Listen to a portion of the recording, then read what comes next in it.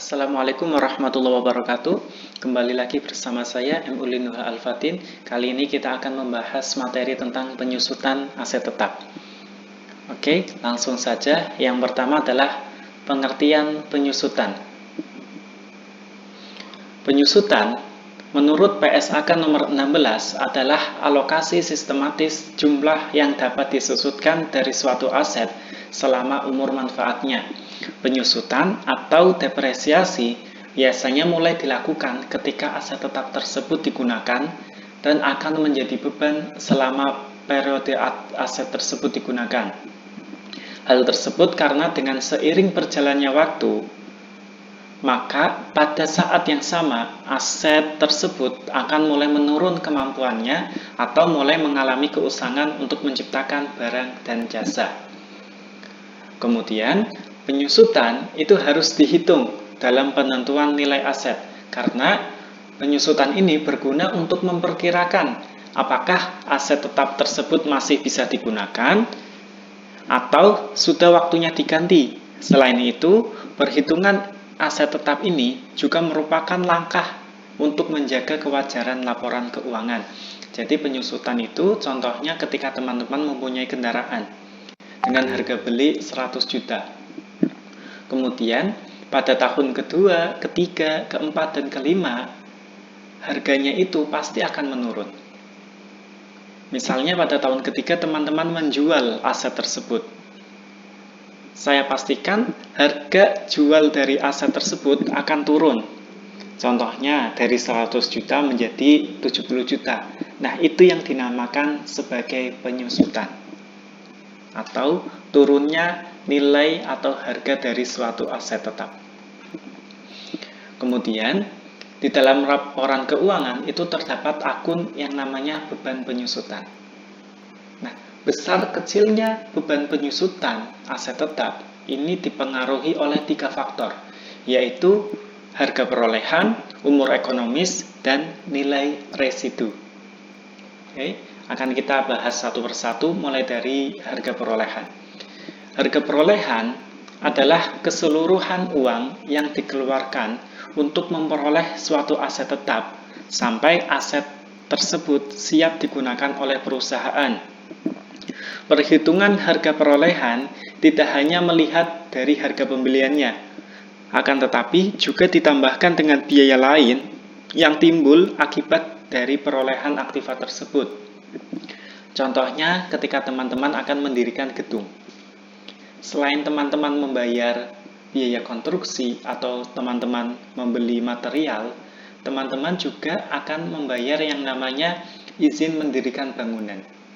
Nah, walaupun izin mendirikan bangunan itu bukan merupakan pokok atau bukan merupakan material utama di dalam mendirikan gedung, akan tetapi izin mendirikan bangunan itu merupakan satu kesatuan yang tidak bisa dipisahkan ketika teman-teman akan mendirikan gedung. Jadi, izin mendirikan bangunan itu juga termasuk ke dalam harga perolehan. Jadi, harga perolehan itu bukan hanya harga pembelian, tapi semua biaya yang dikeluarkan sampai aktiva tersebut bisa digunakan oleh perusahaan.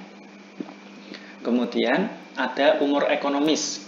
Umur ekonomis atau masa manfaat dapat dinyatakan dalam satuan waktu, satuan hasil, atau satuan jam kerja. Misalnya, gedung diukur dengan satuan waktu, bisa bertahan berapa tahun, 20 tahun misalnya. Kemudian mesin diukur berdasarkan berapa tahun mesin tersebut dapat menghasilkan barang atau jasa yang bisa dihasilkan. Kemudian satuan jam kerja, misalnya mesin dalam satu hari bisa bekerja berapa jam. Nah, satuannya itu beda-beda. Kemudian penentuan umur ekonomis juga dilihat dari sisi fisik dan sisi fungsional. Walaupun fisiknya masih bagus, akan tetapi sudah tidak bisa berfungsi, maka dinyatakan umur ekonomisnya habis. Contohnya mesin, walaupun fisiknya masih bagus, mesinnya masih berjalan dengan normal, akan tetapi ketika mesinnya sudah tidak berfungsi, atau dengan kata lain, mesinnya sudah tidak bisa memenuhi teknologi yang ada, maka secara akuntansi umur ekonomis dari mesin tersebut sudah habis. Jadi kedua-duanya, baik secara fisik ataupun fungsinya, itu harus berjalan. Itu yang dinamakan sebagai umur ekonomis. Kemudian selanjutnya adalah nilai residu.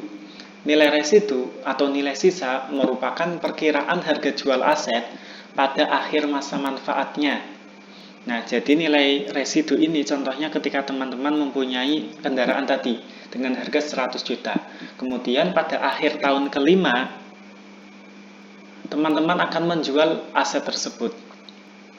Nah, harga jual yang terakhir itu yang dinamakan sebagai nilai residu. Misalnya, harga jualnya menjadi 10 juta. Nah, maka nilai residunya adalah 10 juta atau nilai sisanya adalah 10 juta. Kemudian adalah metode penyusutan aset tetap.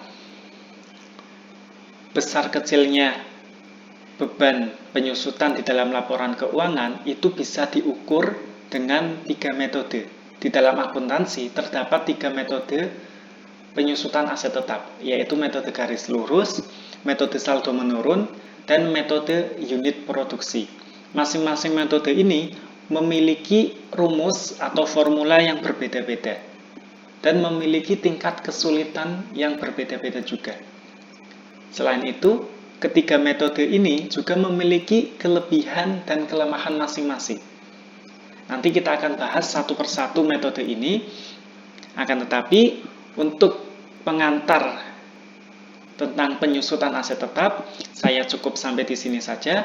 Kurang lebihnya saya mohon maaf.